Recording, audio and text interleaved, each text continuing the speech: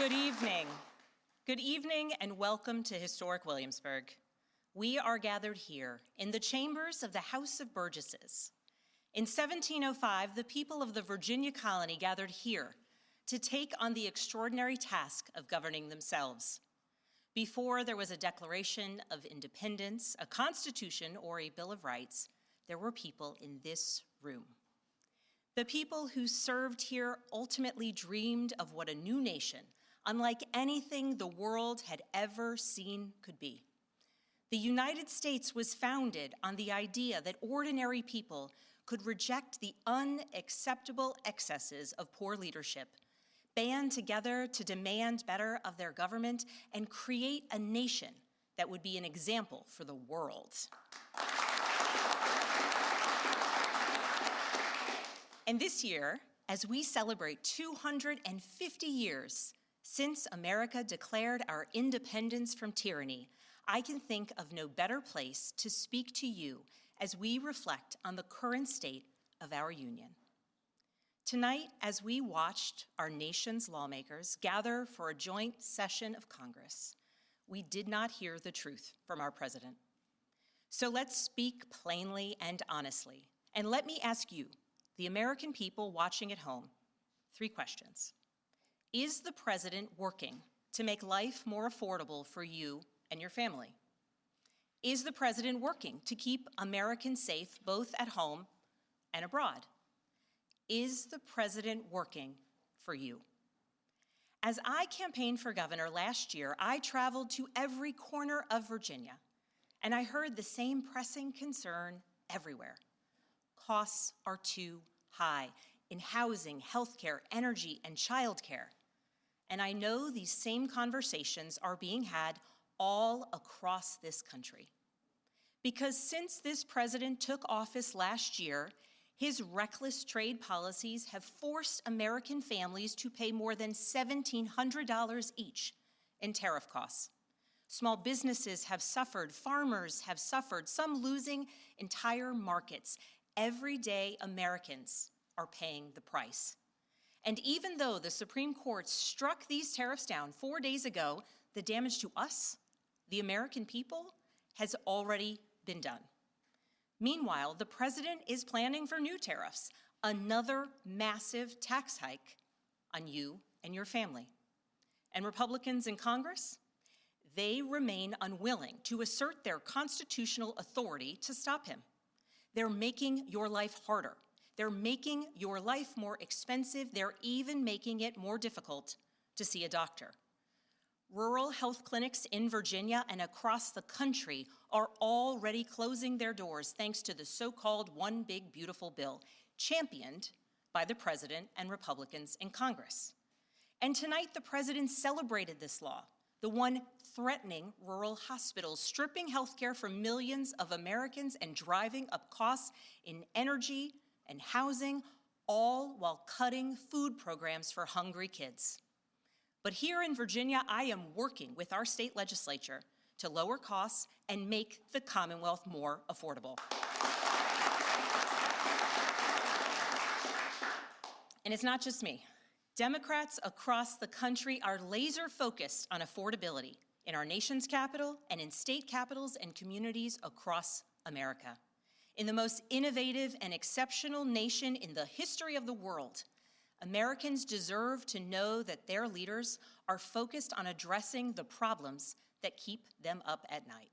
Problems that dictate where you live, whether you can afford to start a business, or whether you have to skip a prescription in order to buy groceries. So I'll ask again, is the president working to make life more affordable for you and your family? We all know the answer is no.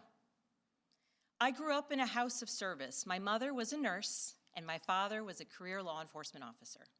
I began my career by following in my father's footsteps as a federal agent, working money laundering and narcotics cases. I worked side by side with local and state police to keep our community safe and to uphold and enforce the law.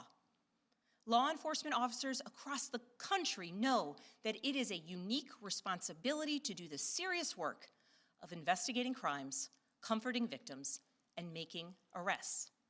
It's about building trust, and that requires an abiding sense of duty and commitment to community.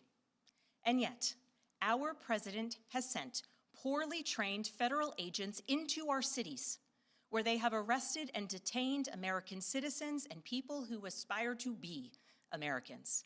And they have done it without a warrant.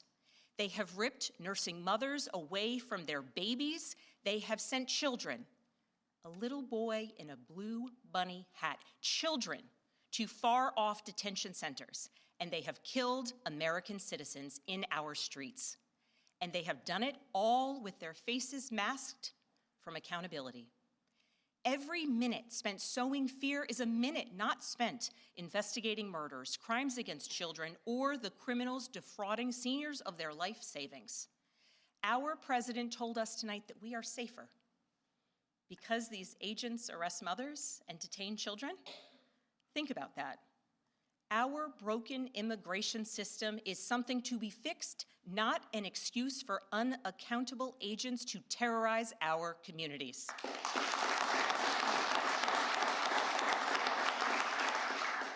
After working in law enforcement, I continued my career of service as a CIA officer, working undercover to protect the United States and our allies from global threats, terrorism, nuclear weapons, and the aggression of adversarial nations around the globe.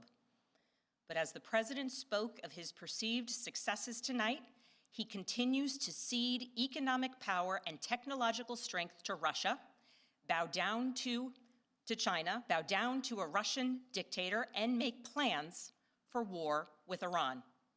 Here's the truth. Over the last year, through DOJ, mass firings, and the appointment of deeply unserious people to our nation's most serious positions, our president has endangered the long and storied history of the United States of America being a force for good. So I'll ask again, is the president working to keep Americans safe, both at home and abroad? We all know the answer is no. In his speech tonight, the president did what he always does. He lied, he scapegoated, and he distracted.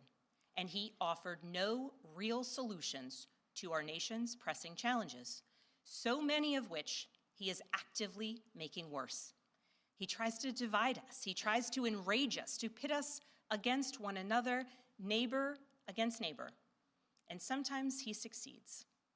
And so you have to ask, who benefits from his rhetoric, his policies, his actions, the short list of laws he's pushed through this Republican Congress? Somebody must be benefiting. He's enriching himself, his family, his friends. The scale of the corruption is unprecedented.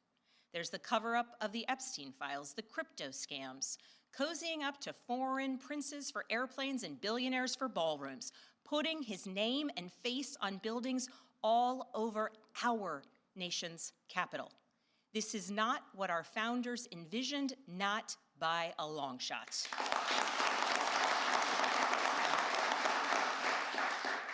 So I'll ask again, is the president working for you? We all know the answer is no. But here's the special thing about America. On our 250th anniversary, we know better than any nation what is possible when ordinary citizens, like those who once dreamed right here in this room, reject the unacceptable and demand more of their government. We see it in the determination of students organizing school walkouts all across the country, whose voices are becoming so powerful that the governor of Texas seeks to silence them. We see it in the bravery of Americans in Minnesota standing up for their communities, from peacefully protesting in sub-zero temperatures to carpooling children to school so that their immigrant parents are not ripped away from them in the parking lot.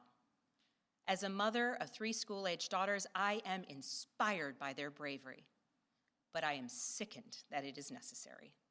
And Americans across the country are taking action. They are going to the ballot box to reject this chaos.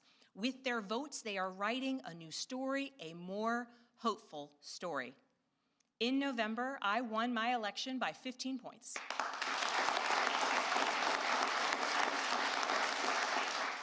And we won 13 new seats in our state legislature. Because voters decided they wanted something different. Our campaign earned votes from Democrats, Republicans, independents, and everyone in between. Because they knew as citizens they could demand more, that they could vote for what they believe matters, and that they didn't need to be constrained by a party or political affiliation. This is happening across the country. New Jersey elected Mikey Sherrill as governor in a double-digit victory. Democrats flipped state legislative seats in places like Georgia, Iowa, Mississippi, and Texas. The list goes on and on. Ordinary Americans are stepping up to run in the spirit of our forefathers. They are running to demand more and to do more for their neighbors and communities. I know this story well. I first ran for office in 2018 alongside dozens of other Democrats who did the seemingly impossible, flipping 41 seats in Congress. In my case, I was the first Democrat elected in 50 years, swinging our district 17 points. Those who are stepping up now to run will win in November because Americans, you at home, know you can demand more and that we are working to lower costs. We are working to keep our communities and our country safe, and we are working for you.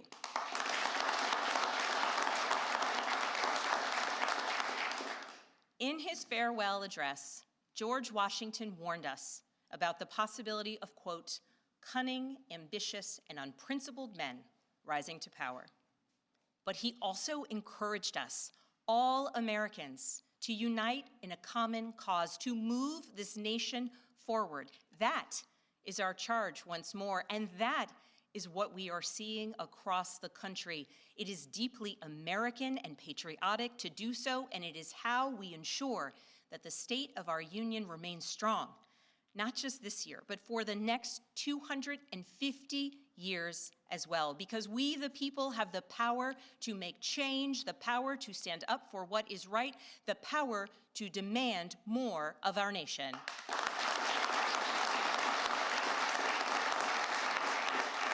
May God bless the Commonwealth of Virginia, and may God bless the United States of America.